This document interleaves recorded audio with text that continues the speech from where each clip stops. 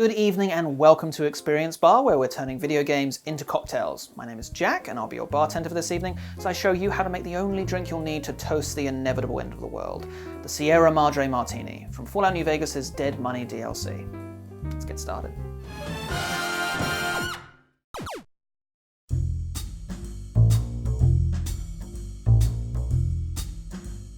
So, for the Sierra Madre Martini, you will need a mixing glass. This is just the glass half of a shaker. You can do the same. But you'll need a mixing glass with just a couple of ice cubes in there. You can fill up to halfway if you want, but with this one it's quite thin, and that makes it hard to stir. So I just put a few in there and I stir for a bit longer. Feel free to do the same. You'll need 2.5 ounces of a nice smoky tequila añejo, so an aged tequila. You can use a reposado if you like, but I think an añejo adds that extra oomph. Make sure it's a tequila that you like more than anything else, because this is a very spirit-heavy drink, being a martini. You're gonna need 2.5 ounces of that. You're gonna need half an ounce of sweet red vermouth, pop that on in there, and 2 dashes of chocolate bitters. I'm using Fee Brothers chocolate bitters. I don't know if Angostura does one, but I like Fee Brothers, does a really good chocolate bitters in particular. 2 dashes of that. Oh God, you can just smell the bitters coming off of that.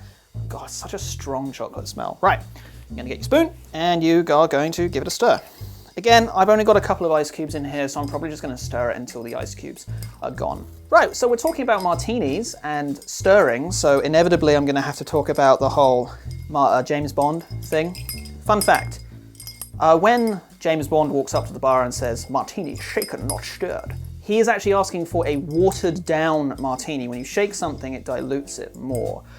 There's a couple of theories as to why he does that. Maybe it's just because the line sounds cool, but other people have said, oh, maybe it's because he's a spy and he doesn't want to get as drunk as quickly. So maybe he's asking for a more diluted drink so he can be seen drinking, but not actually get as drunk as he should. Just a fun little aside. And once you've set that aside, you're just going to grab your martini glass, of course, with a appropriate garnish. You'll recognize this from the Dead Money kind of cover art. And we're going to strain it on in. Again, most of my ice is already gone from this boy, so don't really need to worry about it too much, but there will still be a couple of flakes. And just strain it on in there. Lovely. And the final touch, just a little lemon twist. Don't do an olive with this, it tastes bad. I'm speaking from experience there. And there you have it. That is the Sierra Madre Martini. And cheers to all the patrons for making this drink happen. Okay, now guys, I am gonna take this off. I do apologize because I wanna keep using this because it's a really cool garnish and it will get soggy if I keep it in the drink. Same with this boy. There we go, right. Lovely. So, Dead Money is, to be honest, it's one of my favorite gaming experiences kind of ever.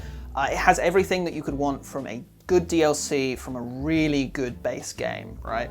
It's got a cool new environment to explore, it's got a fascinating storyline, it's got really interesting companions to mess around with, and it's even got a little lesson about greed. People who have completed this DLC will know what I'm talking about when I say that. But it also introduces a whole new bunch of new items to mess around with, one of which is the Sierra Madre Martini, which ironically is not a martini.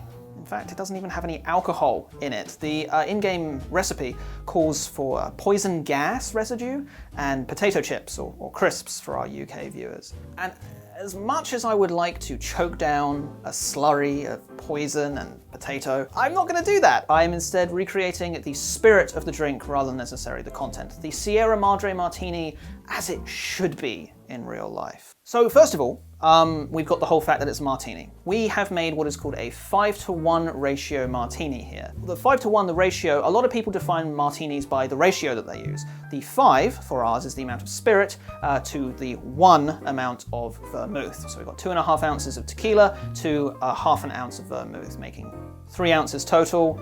Standard martini. Now, this is interesting because modern martinis usually use a far higher ratio. That means less vermouth. This means that the drinks are far more dry. In fact, there's this kind of joke among bartenders where if someone asks you to make a martini, you pour a glass of gin, look at a nearby bottle of vermouth, and then put an olive in it and serve it. That's how dry people like it.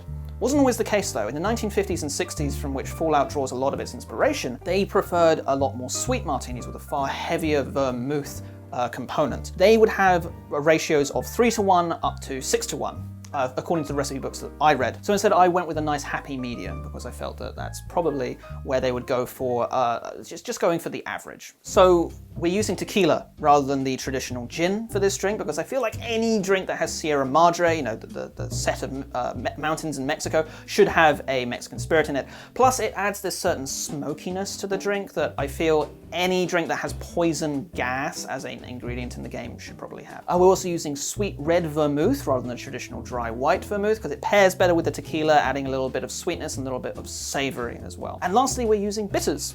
Again, this is something that used to go into martinis. People used to put a couple dashes of orange bitters in their gin martinis. Now, this isn't a gin martini, so we are using chocolate bitters instead. It adds a certain amount of savory notes and roundness. It kind of rounds out the drink nicely. It adds a certain amount of complexity. You're not just drinking a cold glass of tequila with this drink when you add bitters and a decent amount of vermouth. All up, you end up getting a drink that is a bit smoky, a little bit sweet, a little bit savory, very much a classy drink. You can definitely imagine people sitting in the Sierra Madre sipping on these while they throw some dice. If you're feeling particularly extra or you want to freak out your guests or patrons, what you can do is you can rim the glass with some crushed potato chips. I did actually try this and it's not that bad, especially if you use ready salted chips, that it kind of pairs nicely with tequila, but you do end up getting little floaty bits of potato in your drink. It's not exactly the nicest aesthetic, you know. But yeah, that's it. That's the Sierra Madre Martini, my take on it at least. I hope you guys have enjoyed yourself as much as I have. This has been Experience Bar. I have been Jack Stone. If you like what we're doing here, leave us a like and perhaps a little subscribe if you want to see more. Head over to our communities. We have them on Facebook, Twitter, and now a dedicated subreddit where you can leave suggestions and other cool stuff and interact with the community. If you want to keep seeing us do this, please consider heading over to our Patreon and slinging us a couple of dollars a month. You do get access to some pretty cool goodies if you do so. We're producing new content every 2 weeks, so keep an eye out for us in your notifications bar. Hope to see you then, but until then, cheers.